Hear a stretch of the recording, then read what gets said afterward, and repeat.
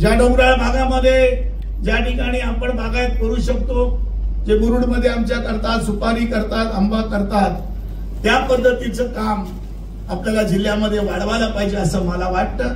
महाडमध्ये पण तुम्ही चेअरमन तुम्ही आंब्याची लागवड ज्या डोंगर भागामध्ये करा आणि म्हणून या ठिकाणी आज ज्या पद्धतीची फवारणी आपण करतो ती ड्रोनद्वारे करायला पाहिजे अशी माझी मागणी आहे। आणि मी बागायतदार शेतकऱ्यांसाठी रायगड जिल्हा मध्यवर्ती बँकेची आज योजना जाहीर करतो की तुम्ही ड्रोन घेतले तर 75 ते 90% सबसिडी केंद्र सरकारने राज्य सरकारची आहे आणि ती योजना मी मीनाक्षी पाटलांच्या नावाने करतोय।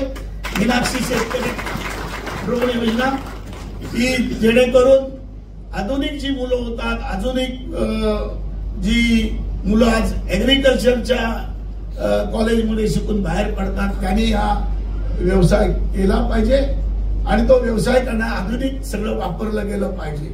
मी स्वतः करतोय शेती, बरीच मोठी करतो शेती, परंतु त्या शेतीमध्ये आधुनिक यांत्रिकीकरण जे आहे ते करण्याचा प्रयत्न मी करतोय आणि तो आपल्या जिल्ह्यामध्ये पण वापरला गेला पाहिजे ही माझी इच्छा आहे। तर ट्रेनिंग जे आहे ते पण बँक फ्री करून देईल।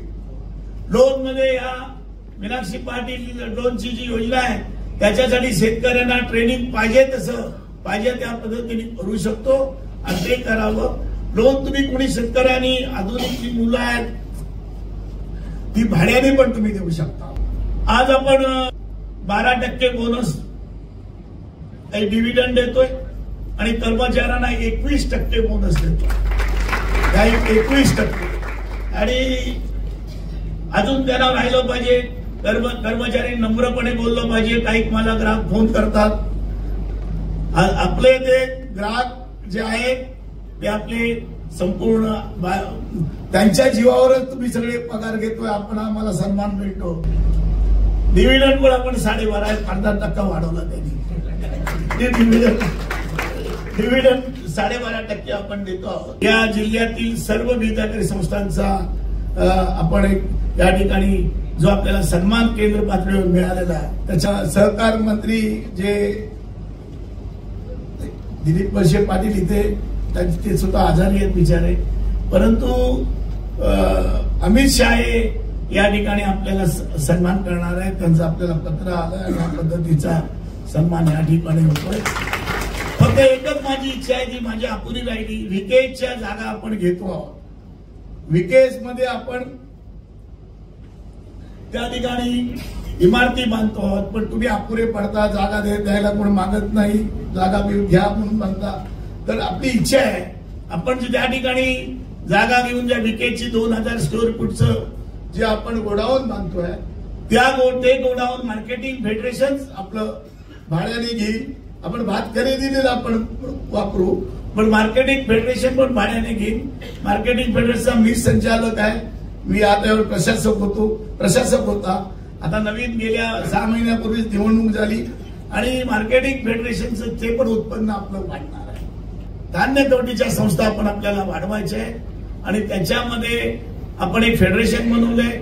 आपण वडखळला एक जागा पण घेतलेली आहे, परंतु तिथे आपण एक सेंट्रल गोडाऊन बांधतोय आणि अशी आपण महाडला बांधायची, इथे बांधायची आणि त्याचं उत्पन्न पण आपल्याला ते सबसिडी मिळेल। विकेस संस्थेला आपल्याला जो पॅटर्न आहे स्टाफ पॅटर्न त्याच्यामध्ये पण आपण आमूलाग्र असा बदल यावर्षी करू आणि प्रत्येक बँकेतल्या कर्मचाऱ्याची 2 वर्षांपेक्षा जास्त एका ठिकाणी ठेवणार नाही, हे पण आम्ही गेल्या वर्षी कबूल केलं होतं। त्या रिझर्व्ह बँकेचे नॉर्म्स आहेत त्याप्रमाणे आम्ही कधी या ठिकाणी गैरसोय कोणाची कधी केली नाही सर कर्मचाऱ्यांची आणि करणार पण नाही।